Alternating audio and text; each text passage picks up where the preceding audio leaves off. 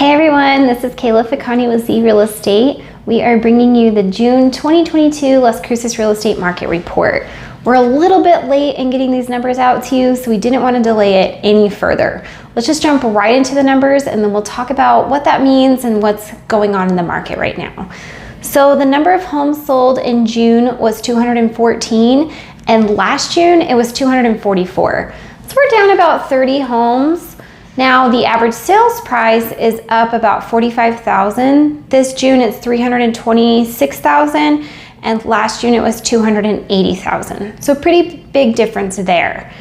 The number of luxury homes, which we define as over $400,000, that sold were 47, and last year it was 34. Now that number is a lot closer than what we've been seeing the last few months, and we've talked about possibly moving that number, but I think with how the market is changing and shifting, we'll just leave that number right where it is. New listings that came on the market were 263, and last year was 275. So a little bit less this June. I would anticipate some of that is just because of the interest rates, a little bit of anxiety, people not knowing exactly what's happening in the market and the economy. You know, there's a lot going on right now. So I would think that some people are a little hesitant to put their homes on the market right now.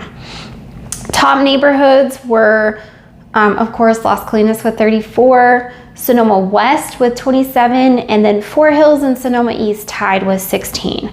The most expensive home sold for $1.2 million in the Mesilla area, and days on market, we're about a week shorter than we were last year. So right now it's 18 days on market. Last year it was 25 days on market. So again, not a huge difference there.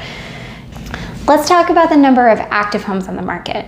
So right now it's mid-July, there's 326 active homes.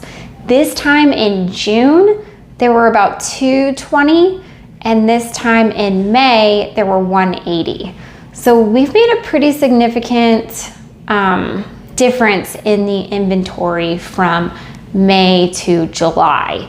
And then even June, or July over June, we're up 100 and something homes, 104, 105 homes or so, almost a 50% increase just in 1 month.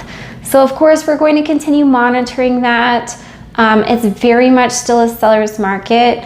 There are still, we still have record low inventory.